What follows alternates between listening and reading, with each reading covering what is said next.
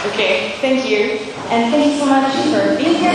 Today I'm going to talk to you about persistence, and specifically the challenge of persistence in quantum mechanics.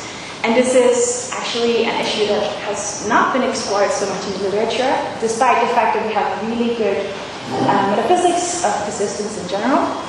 And actually one of the few papers that have been written about this was published in 2016 by Thomas Pashby, and there he actually argues that, or provides an argument that seems to suggest that quantum systems don't actually persist at all. And clearly we can't have that. So today I'm going to try to give an argument to say that we can actually make sense of the persistence of quantum systems. My talk will be structured as follows. I'm going to start by giving you an overview of the metaphysics of persistence, giving you some definitions that we're going to be using, and giving you a bit of a motivation as to why this is a difficult topic to handle. Then I'm going to be presenting Thomas Pashby's view that I call the exact location approach, and showing why this expresses some difficulties. Then I'm going to introduce my own approach, the quantum location approach, and show you that if we take this path or this route, we can actually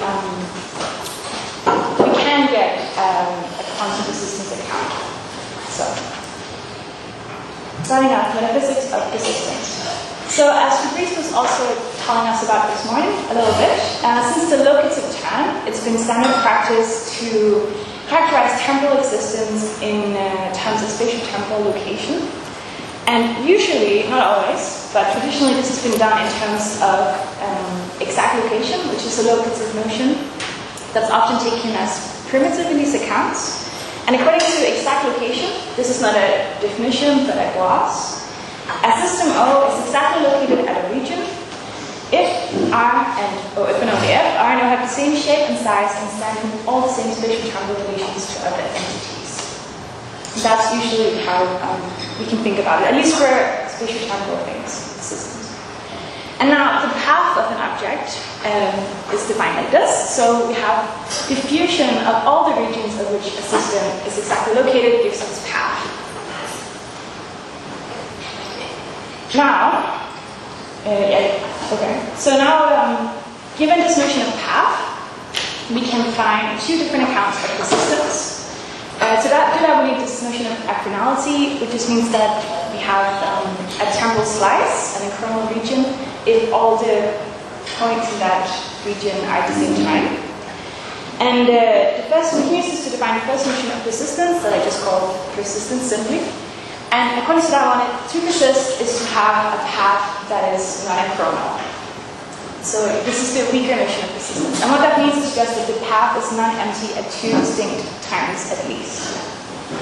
So it could look like something like this. There's a path, an object is exactly located here maybe, and also there. Diffusion of those gives you a path that is persists according to the first definition. And then there's the second one that's a little bit stronger. I call it persistent star. And according to this one, it's not enough just to be monochronal. We also need to have some temporal extent. And what that means is we need to persist for an interval of time. So the path needs to be non-empty for an interval of time. So this one over here, this object here, O1, persists star, and of course also persist, since it's an interval, there are also two instances. Object 2 persists, but fails to persist star. And path 3, there's a portion here that's temporally extended, but sorry, so I guess we did both a little bit of each actually. So the different ways we can combine this. So these are two different notions of persistence. Now, on the locational approaches of persistence, we can talk about endurantism and periodism, which I've tried to define here. So on the locational account, to endure is for the object to persist and for the object to be exactly located at all maximum and coronal region of the path. And on the periodism account, the system persists, and if it's exactly the region at which it's exactly located, it's just a path. And notice here I've just defined this in terms of the weaker notion of persistence. Good. Now, why is this? Okay, so this thing I just gave you has had a huge applicability in many places. And for instance, it's pretty straightforward to apply this in the context of classical mechanics. So if you have something like a point particle that has a trajectory for time, it's pretty straightforward to just apply this if we think that the position coordinate we get it every single time corresponds to the exact location of a particle. So in this case, we can just say that the diffusion of all of these points is the path, and then we can apply this and talk about the persistence of this particle. But when we move to quantum mechanics, and here today I'm just going to talk about non-relativistic quantum mechanics, instead of these clear coordinates for every time, we get probability densities or distributions. And now, of course, the challenge is assuming that the state of the system represents the complete properties of the individual system. Where is the system in that state located? How can we talk about its location? Because if we can't immediately, or it's difficult if we don't know where the exact location is, we can't apply the machinery that I just gave you to talking about the systems. So this is the challenge. And as probably all of you already know, so when we're talking about position in quantum mechanics, we use projection operators. And I'm going to be assuming that regions are identified with Borel sets, which means that there are any intervals on the open line, and I'm going to be ignoring point-like distinctions. And then, of course, for any of these kinds of open regions, we can identify or associate a position prediction operator. That's how we usually talk about it. And of course, I think it's, I don't know actually of course, but I think it's a pretty natural reading to read the projection operator over a region as talking about the entire location of a system within that region. So if we apply this projector onto the state of the system, we're asking, is the system entirely contained within this region? If we get the state out again, of course, it's an eigenstate, that means yes, and if not, we get 0, that's a no. And then, of course, we have the probability machinery, so we can talk about the probability of being within a region is the overlap between the state and the region, or the part of the Hilbert space corresponding to that. Good. And now the question is, where is the system exactly located? That's what we want to try and find out. There are at least two approaches, the ones I'm going to be talking about. So the first one is to try and find a quantum analog of exact location, which is the one that Pashby does. He's trying to say, okay, maybe exact location as we know it is not quite what we want, so I'm going to reinterpret it in exact location for quantum mechanics. And then there's the second one, which I'm going to be using, which is adapting the machinery we have a little bit to give a different kind of persistence account that we can use to account for persistence of quantum objects. Okay. So first, the quantum exact location approach, which is Pashby's approach. So, as I just said, Pashby accepts that quantum systems do not have exact locations in the same way as classical systems do, but we can reinterpret it. And the way he does this is in terms of these projection operators. So he says this quantum system S in state psi is quantum exactly located at a bounded region delta, if and only if the corresponding projection operator of that region, the state is in an eigenstate of that, and there's no subregion or subregion that is also in an eigenstate of that. So what that just means is it's the smallest possible region where the system is entirely located. That's our definition of exact location. And we see something similar in other locative notions. It's pretty standard to define exact location just as the minimum region of entire location.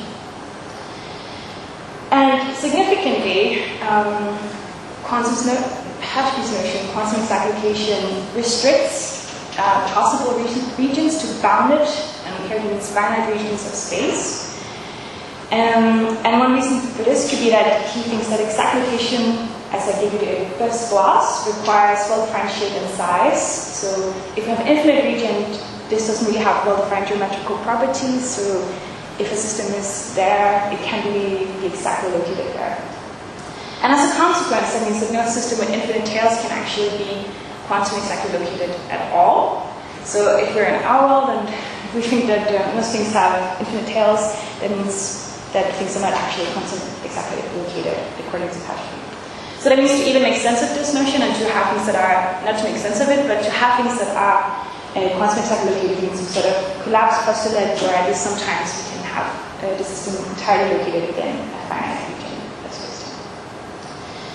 Okay, so using this notion, Pashby can give a new version of the path that I already gave you. So here is the path star. Now we have the path of the quantum system is the fusion of the regions where the system is quantum exactly located. that's what gives us the path according to Pashby. And what can we say about this? Well, as it turns out, there's quite a restriction put on these kinds of paths due to a theorem by Higafeld, which says that just provided the positivity of the Hamiltonian, that is no negative energy, a quantum system initially contained in the finite region will either stay there forever or immediately develop infinite tails. And since we don't have infinite potential wells, he sort of dismisses the first option. So he says if something actually is in our world quantum exactly located, it will only be for an instant. And then right after, it will have infinite tails and no longer be quantum exactly located. And what that means is that, according to him, quantum systems cannot mostly persist. That is by having non-equivalent paths. They cannot be temporally extended.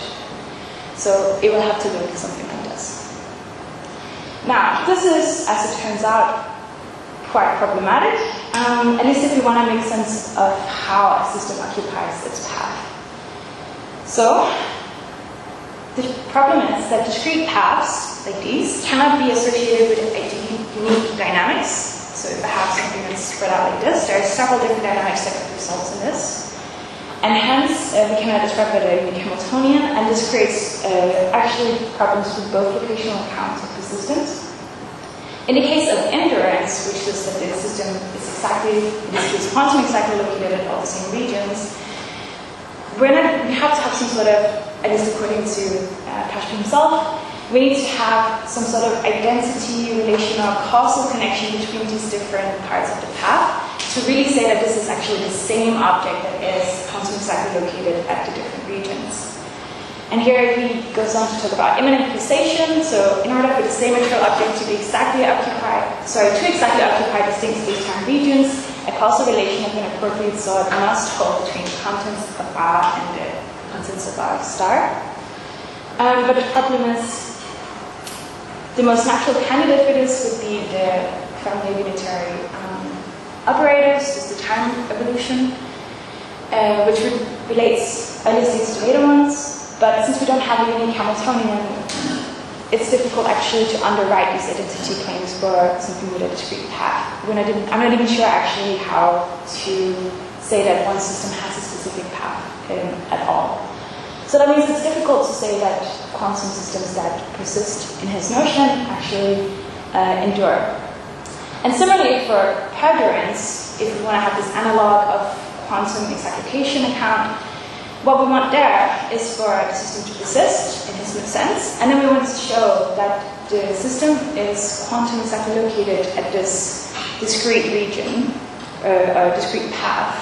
And actually, it's unclear how or whether to show that a system can be in an eigenstate of something corresponding to that region, especially without Hamiltonian. So I'm going to show you why this in a minute. I'm going to move on and show you that when we have a unique Hamiltonian, these things become a lot more difficult to tackle. Easier and more difficult, but not a lot easier to tackle. So, on the quantum exactlocation approach, quantum systems have discrete paths and can at most persist if they do. However, since it's unclear whether they can even endure or perdure, it's unclear whether they persist at all, which seems to be if you're an event ontologist and you think that all that there are these quantum events, then that's fine. But I think we can say something more.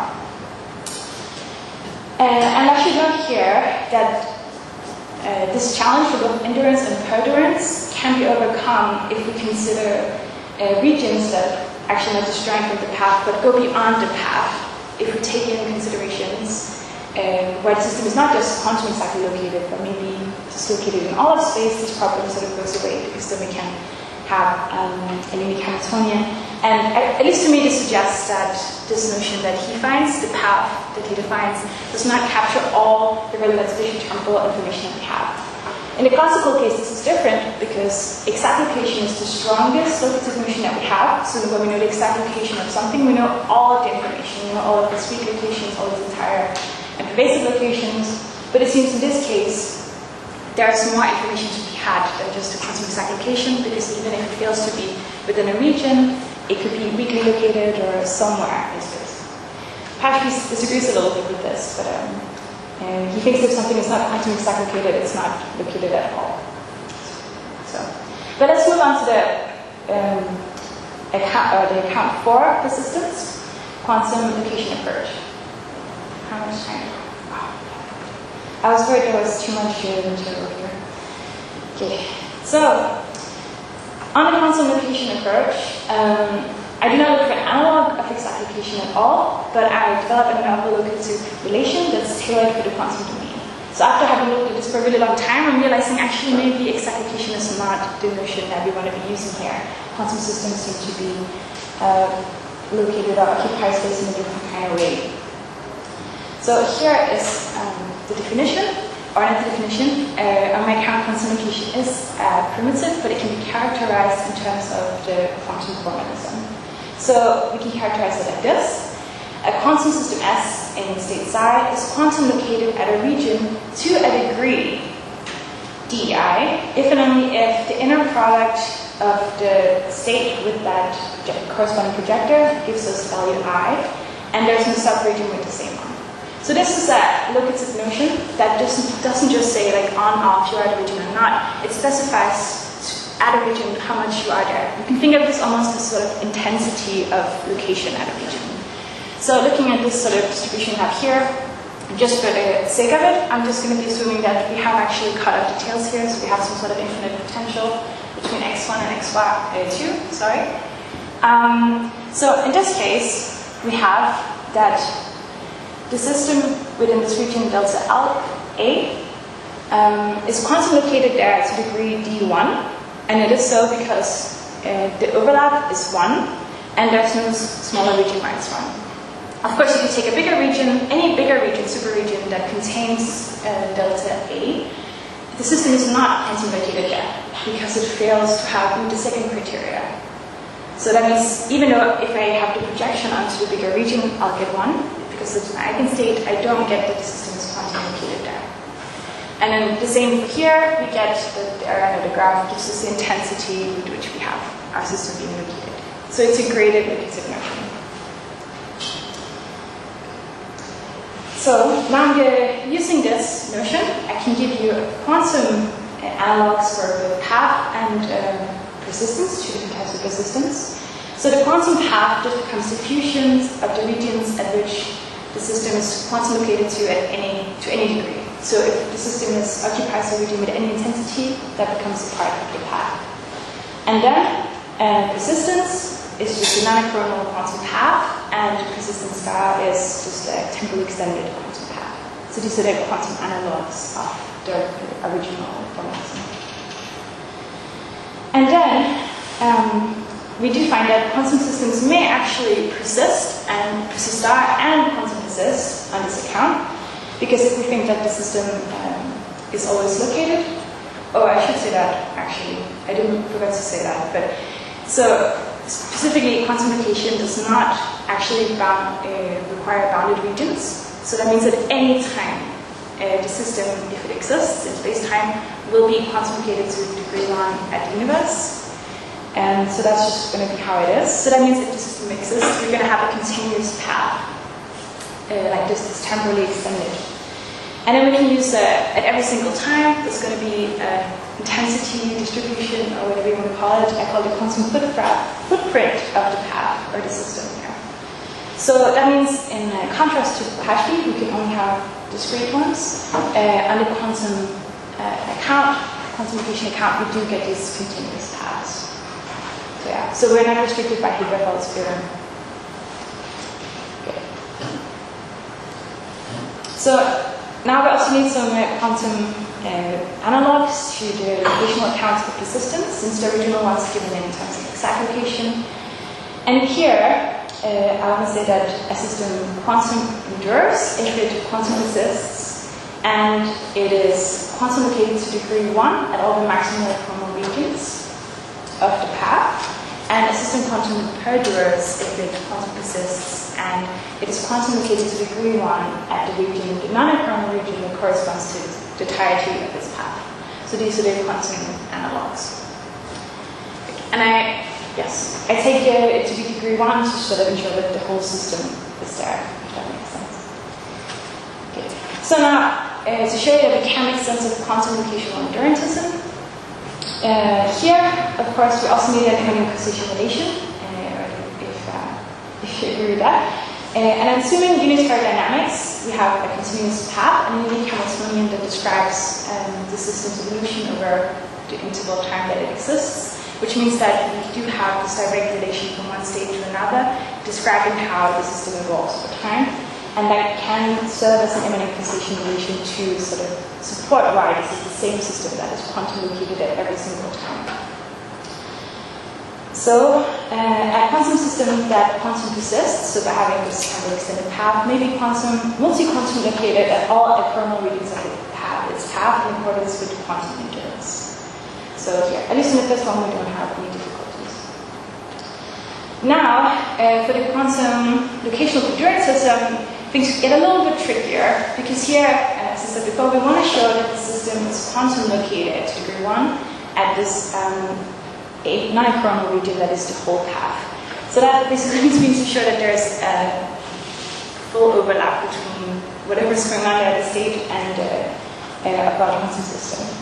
So the question is there a way to account for quantum location at these non-coronal regions, such as there's a one, so then it corresponds to the entire quantum path of the system. And the best suggestion I could come up with is to try and use the consistent histories approach to sort of account for this kind of thing. And the consistent histories approach is an extension of the standard formalism of quantum mechanics, founded upon a consistency criterion that permits the assignment of probabilities to various alternative histories of a system. So that means if we look at a certain restricted set of properties, quantum properties, we can ask limited questions about the sort of evolution of the system within that. And this approach can do consistent history stuff, it can do all kinds of cool things. I'm not going to be applying this here, I'm just using it as an instrument to calculate sort of the probabilities of the system being in certain places over time. So I'm not giving any ontological further machinery, just don't be there. And I'm going to be using a case study, so a one-dimensional electron undergoing unitary evolution. I'm going to try to show that we can use this framework, or this consistent histories framework, to account for the quantum location of the system at these non-quantum regions. So, what you need to know is when we're working with consistent histories, we have these history states and history Hilbert spaces. And the history states are just the tensor products of the usual quantum states. So here, the indices size 0, 1, up until the final, are just the usual instantaneous quantum states from time 0 to the final time that we have. And the dot is just a temporal tensor product with some ordering here. And correspondingly, we have the Hilbert space, which is similarly the tensor product of the instantaneous Hilbert spaces. So we get these states and spaces. Now, we need to choose shoot, I forgot what that's called now. A PDI, why do I not remember what that is? Something of the identity. Projective decomposition. Thank you. Projective decomposition of the identity. Never use shortenings in your slides. Of the position observable. So this is just sort of properties we're going to be looking at. So I just take the whole one-dimensional slice of the universe, and then I'm going to put it into 3 different regions. Delta, gamma, and shoot, why can't I remember anything today? Which one is this, please? Lambda. Sorry? Lambda. Thank you, lambda. I don't know what's happening. So we just have to project this for these. And now what we're going to do is ask questions about histories of these possible states. And a quantum history is defined something like this. So these are events. So we have at the time 0. We have a projection onto, and here we have delta 0, which corresponds to this slice at time 0. And then at time 1, delta 1, which is the same region but at the next time slice, if we have it like this. So we just keep asking at time 0, is it delta? Is it a delta at time 1? And so on and so forth. Oh no, I thought I had so much time before. Okay, so the one that I just went through looks something like this, in an intuitive picture. So I'm just asking at all times, is my system on the delta here? Good, and this gives me my history operator. And then because of some consistency criteria, we can ask all kinds of other questions, but that's okay since we're only interested in decision now. But it's meaningful for us to ask about any sort of refinements or coarse grainings of these three projections. Now, a found map histories is a collection of mutually orthogonal history projectors, like the one I just showed you, that needs to sum to the identity operator in the history Hilbert space. So basically, they all have the same form as the one we had before, and they all just cover all the possible histories that the system can have. So all the possible combinations of different locations and times.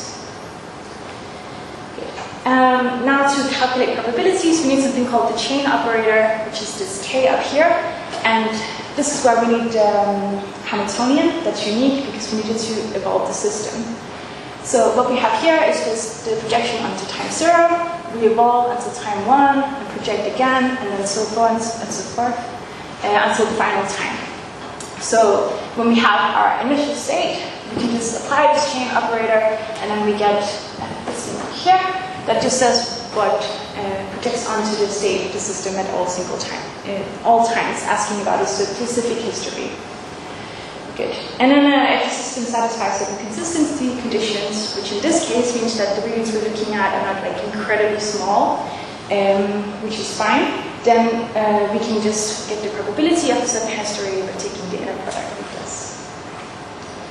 Okay, so this gives us a way, I think, of calculating probabilities, so we can sort of associate these with canonical regions. Good. So now, quantum congruence required us to say that the system is quantum located to degree 1 at the path. So here we're going to find the most boring history we can at all, which is just the coarse graining of the path. So just the whole universe, I'm just going to ask it every single moment, is there a quantum system in the universe? Yes or no? And what we find is, if the system exists, of course, it's just 1. So probability 1 for the system being in the universe at all times. And that is, of course, the region corresponding to the path of our system. So let me give you now a quantum location version specified specifically for consistent histories. It looks something like this.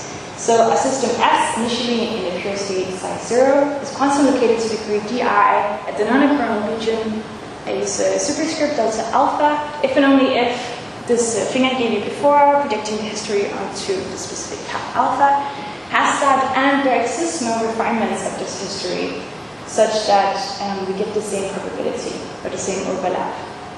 Okay? And here I'm saying that delta alpha and delta alpha prime, they're diffusions of all the achronal regions to give us this non-achronal thing.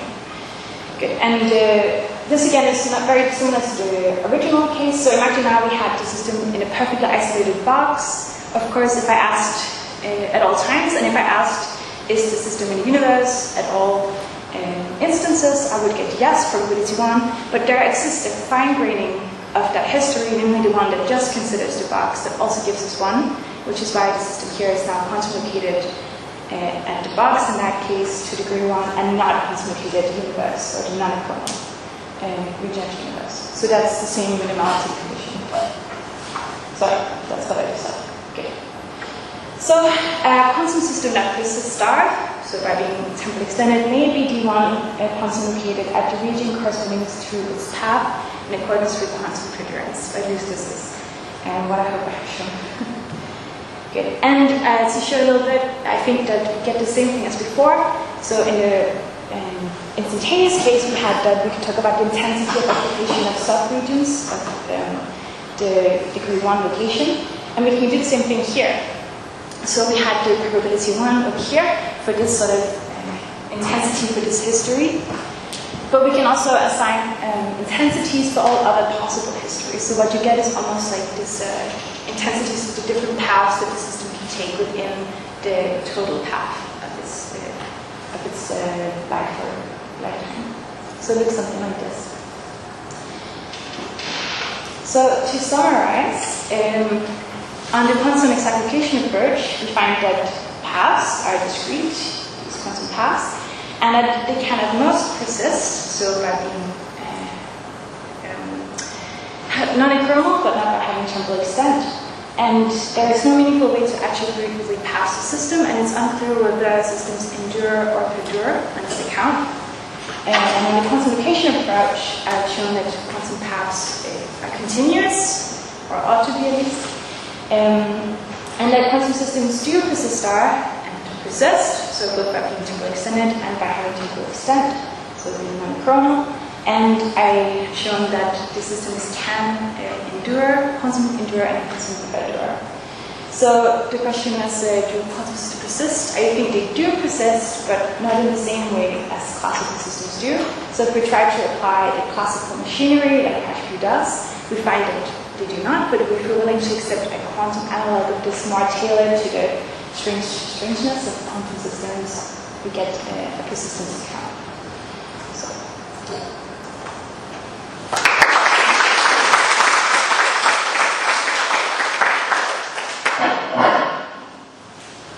Thanks, Maria. Now Michael will do that.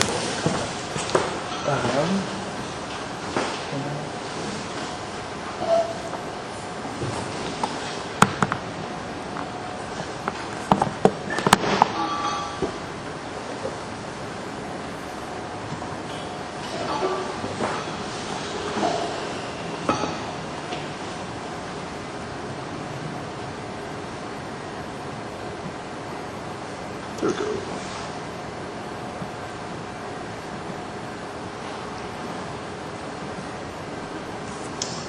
Okay, thanks, Maria, for a very interesting paper. I want to basically just ask two questions. But no, I can't move.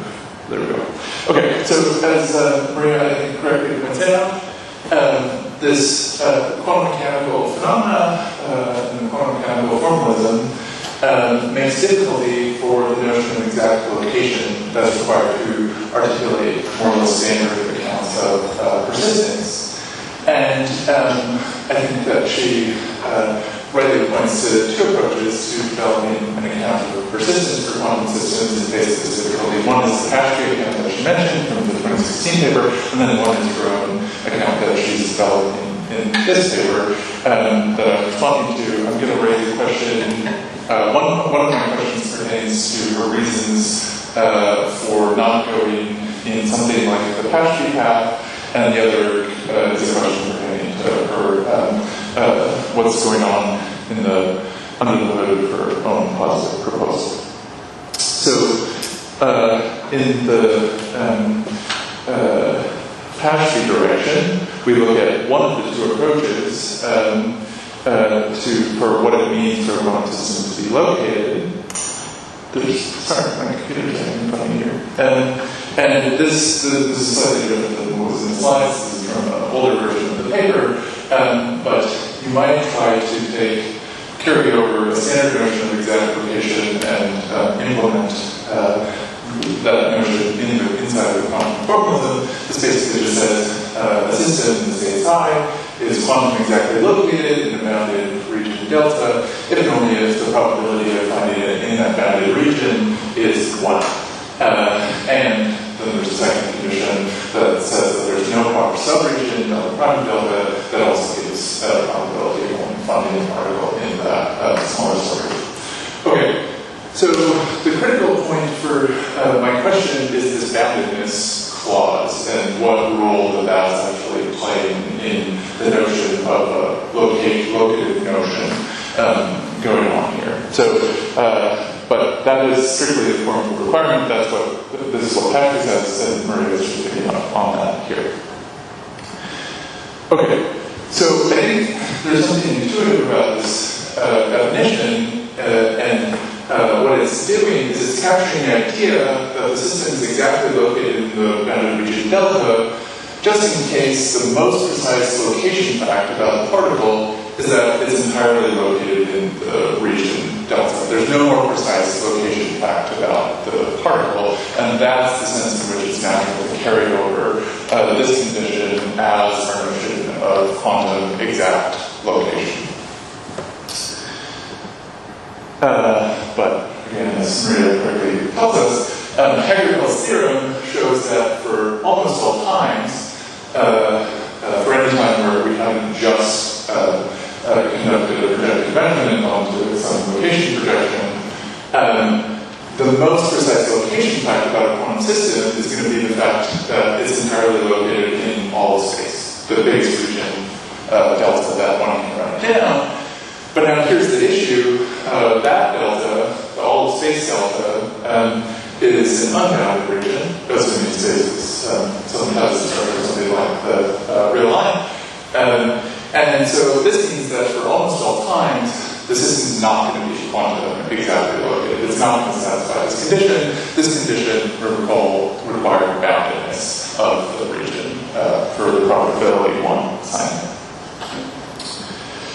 So here's my question about this path, and it's this is with the Patrick Manson and kind of follows him in this direction. But it's not so obvious to me, at least given Patrick, and I'm curious here to say a bit more about this point.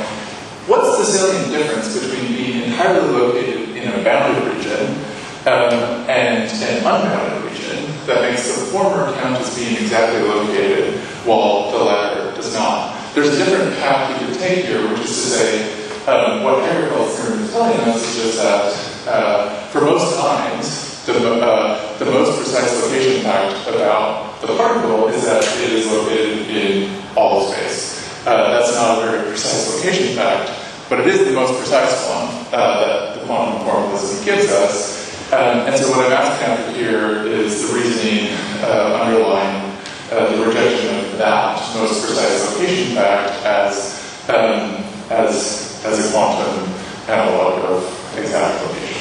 Okay, so that's the first piece. And then the second piece, more importantly, on Maria's positive proposal, goes like this. So here's a revised notion of quantum location. This says that a system in state psi is quantum located in the region delta. Now, to a degree D, it's a different kind of locative notion than the previous one, because now this comes in degrees.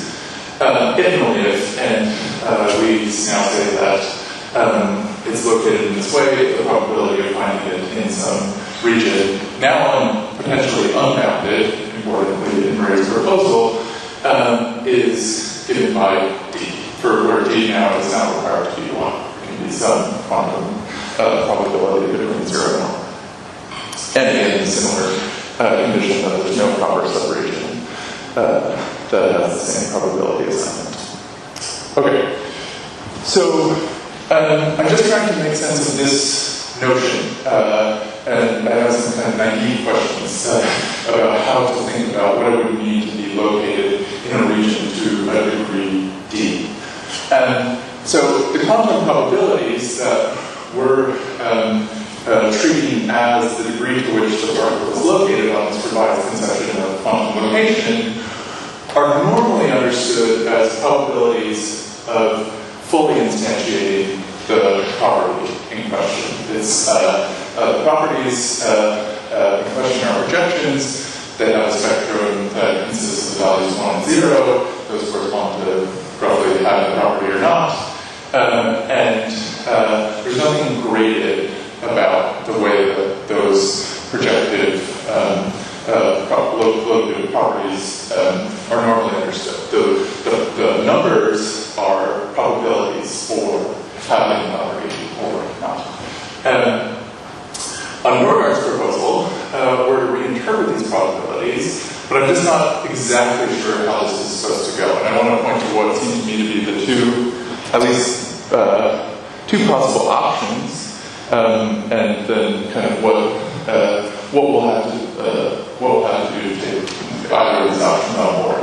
So one option would be to try to make sense of the properties being instantiated to the degree specified by the probability. This, from the language in the paper, seems to be like Maria's preferred idea. But now I'm just curious about how to understand what that means. So,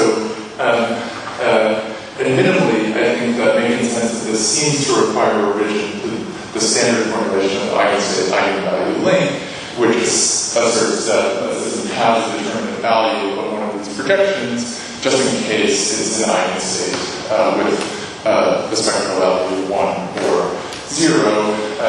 And so, however we're reinterpreting the locative notion here it seems like there's a revision of this principle of instantiation of the determinant values of the projected quantities. So that's one direction you could go. I think there's another option, which is more similar to the way I've been thinking about this recently myself. But another option would be to treat the properties in question as having a different kind of structure than the projections. So the projections always have a spectrum that's 1, 0. But another option to try to get a gradientness into the locative notion would be to do something like to add structure to the properties that encodes the gradientness somehow. And so questions, and then there's just questions about how to actually explicitly implement that inside of quantum mechanics. So, and there's questions about what's going to happen if you do it. So, what's the structure of the value space of the revised collection of properties? Or is that where the gradientness is coming? And how are the properties related to quantum mechanical properties represented on the Hilbert space and their spectra? There we find a specific collection of representatives of locative properties that have a specific set of features.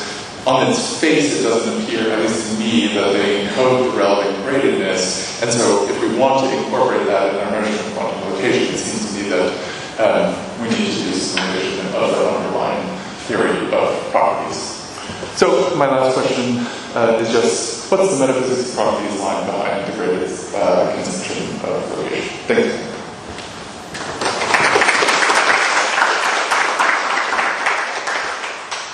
Thank you so much for these great questions. Can I go back?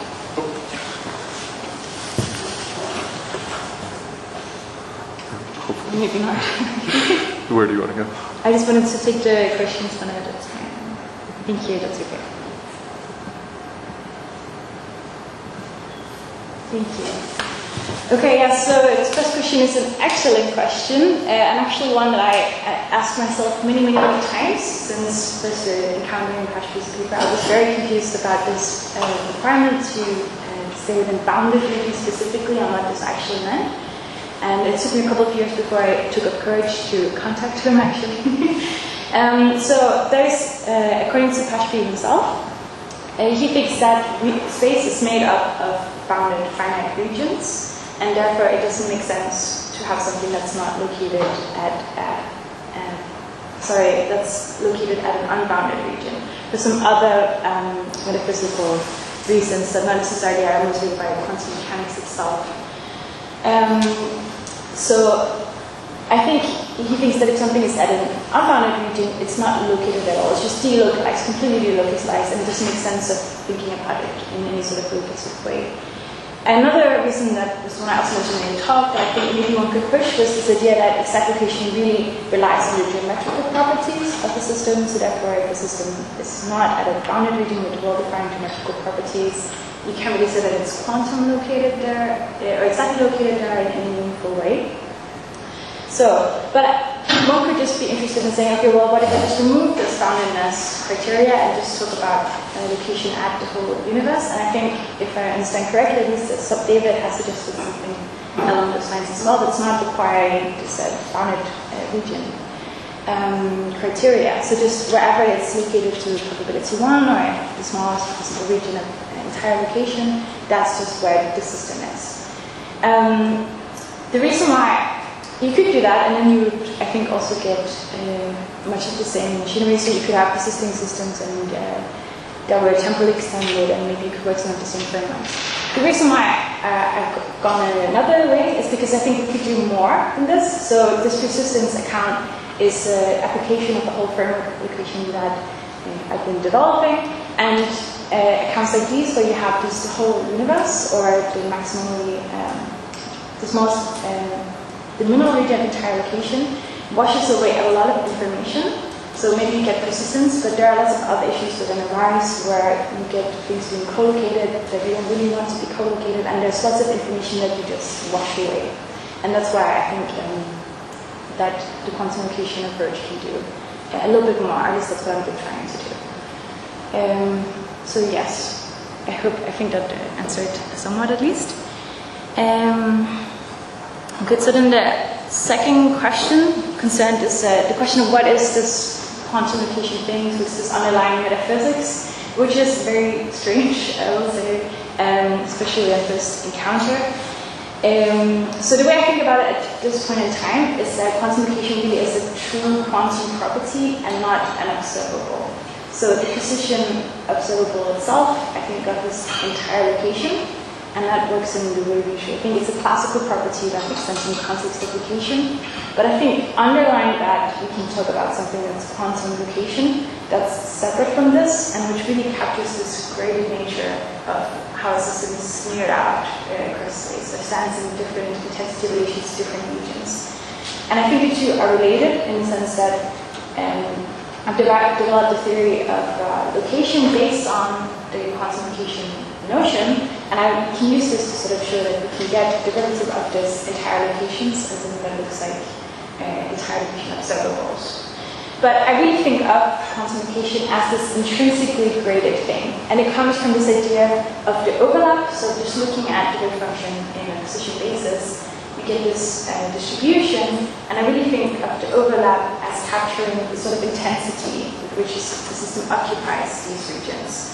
And that's really what gives it that intrinsically graded thing. So it's not graded instantiation, it's absolute instantiation of a graded property, a graded quantum property. And what else did I want to say? I just lost my thought. Yeah, it's a graded quantum property. And then you could be wondering, like, how am I supposed to understand this in connection with the probabilities? It's a bit strange to disconnect, but I think actually that you back the other way around. So the gradedness and the probability sort of point towards the same underlying thing. So I think there might even be potential for saying that the gradedness of these different locations is what gives you the probability of finding something. So something is really intensely located here, there's a really high probability that upon measurement you would find it there. And something like this is what I think about quantification. So, okay. Great, so let's open the floor for other questions. Yeah.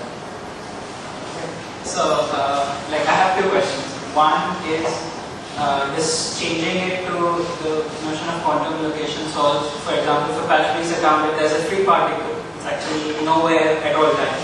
So does this solve this issue for like this, like by picking quantum location? If there's a free particle. Yes, so on Patrick's account, it just wouldn't be instituted. Anywhere at all. Yeah. Absolutely, for quantum location, it would just be uniformly distributed. Okay. We could make sense of that. Okay. So, and the second question is, so this seems, the definition which you've given seems like a graded analog for exact location. And it seems like we can use, let's say, Parsons, the same kind of way we build Parsons, to also give an analog for weak quantum location for, and so on and so forth. And do you get the same kinds of results, like, let's say, exactness, functionality, you get the same kinds of results for? So, quantum location does look like exact location, and in some aspects it also looks like entire and weak and all of these things. I really think it's its own kind of locative notion, and you can use it to, I've used it to make a quantum analog of all of these notions defined in terms of quantum location as a primitive. I'm not sure, but we would for sure have at least focus, I think, or quantum focus, because we have probability modifying the system, it's normalized. For the other different criteria, we could have an actual look into the details, but I'm working on it, so I'm not quite sure, but it does really good potential, I think, for developing. Yeah, but we'll take a final bit. yeah. Which is this sort of graded notion? Is this specific? Like, do you think it's specific to the quantum sort of domain, or, for example, we might want to use it for light? Let's say it's in the opposite experiment, you might want to use it for light, and by analog for locations of shadows. You might have a graded notion of presence for shadows. I have to be very careful and say I don't know. I guess specifically for quantum mechanics, I don't know if it can be extended. I haven't thought about it.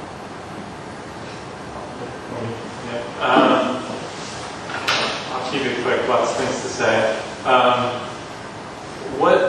So one word you've used a lot is continuous. The path is continuous. And the weak sense, I take it that you've shown that it's continuous, namely it's continuous in time, right? There's always a quantum location at each time.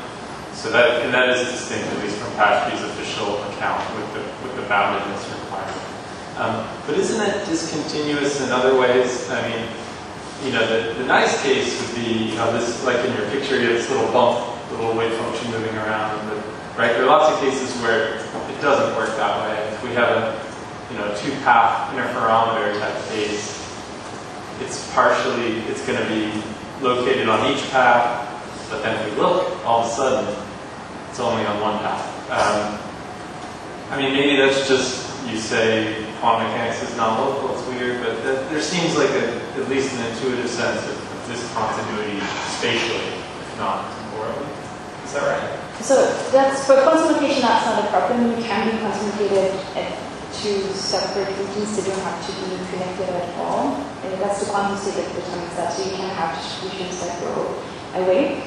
And for the case of observation, that's a different matter. So I'm trying to say this is a neutral framework. So depending on your, as far as you don't think you have the locative properties, so that if the state value is supposed to represent the position of the system, you can apply this. So if you have something like a collapse or something like this, so you have a path and you open and it would be on one side or something like this, you would be able to account for this in terms of quantum location as well. The system will always be a little bit graded. I think so. This is you need some further details, but I think it's completely compatible with the framework. So at least it's temporal extension I was interested here in terms of systems. So. Okay. Sebastian, follow up? Question. Yeah, so let's do this. Yeah, sure. That was great. I think quantum location is a definite advance over Paschke's account. I was wondering why the account of perdurance has to be so complicated. I mean, why go with consistent histories? I mean, to make that question more precise, you said in response to Mike's comments, quantum location is a true quantum property, but it's not an observable. But then the consistent histories formalism is all tied to observables a bunch of times. It's like, why do you have to do something so different from what you were doing in the 3D case? If you got this graded conception of quantum location, you just measure it by taking an integral over a 3D region. Why not just take an integral over a 4D region? It's still a measure. Take a 4D region, take an integral over that. If that's big, then that's where your thing is located in a 4D cube. So the reason why I went to consistent histories approach is because that was the way I could see it most practically work out. I'm not sure how to do it otherwise, but if you have a more simple way of calculating these kinds of overlaps, I would be interested in hearing how to do that.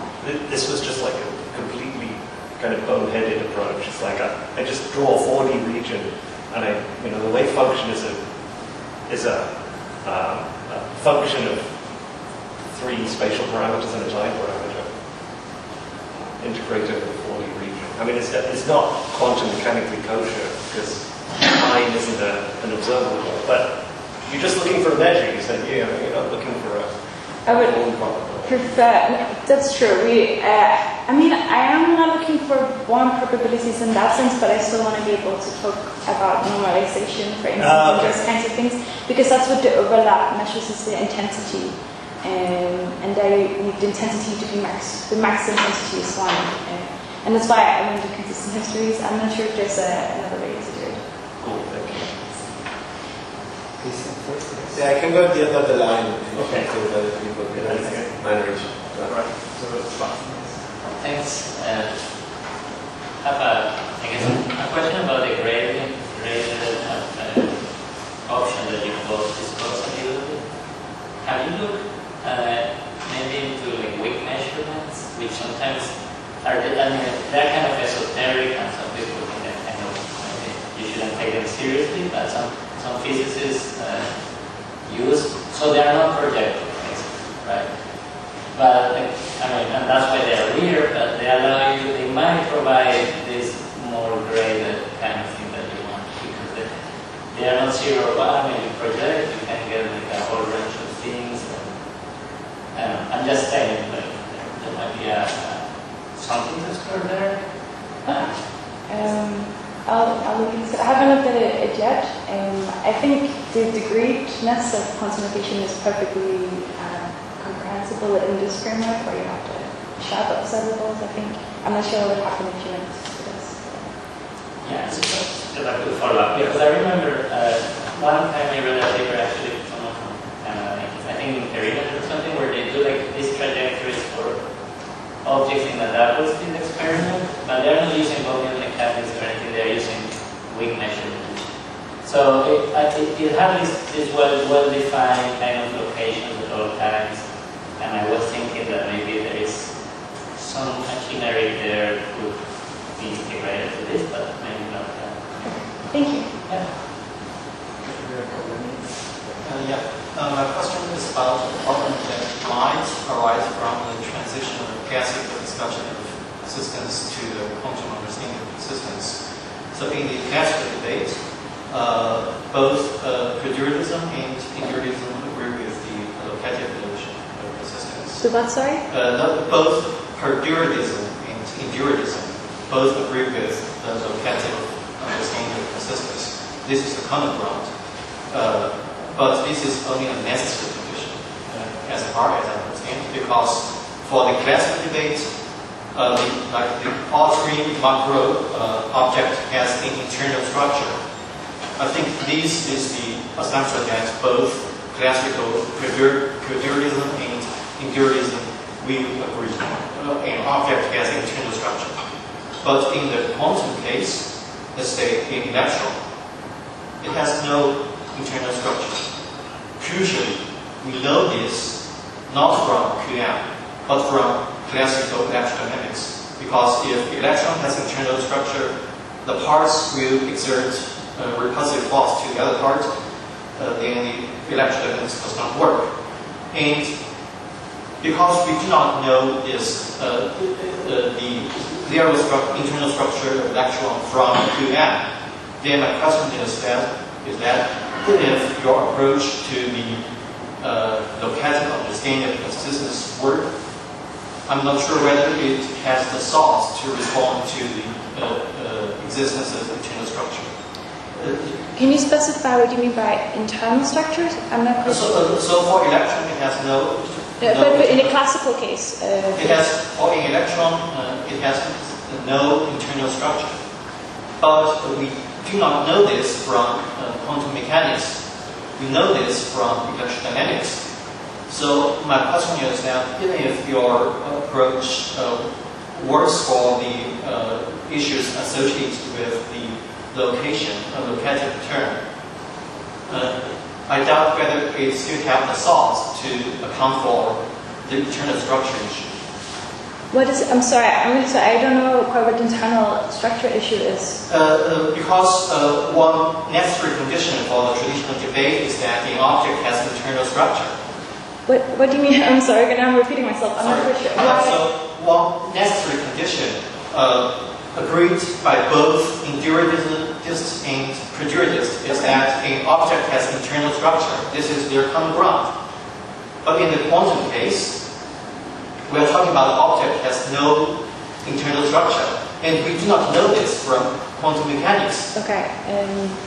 I'm sorry to say I'm not quite sure what the internal structure is. As far as I know about the locational approach to persistence, objects don't need to have any sort of internal structure. It is not in the literature that I have been aware of, I think. But you can also account for composite systems. You should be able to do that as well, that have internal structure. But I'd like to talk more about this afterwards because I'd like to respond. Yeah, unfortunately we don't have time, so that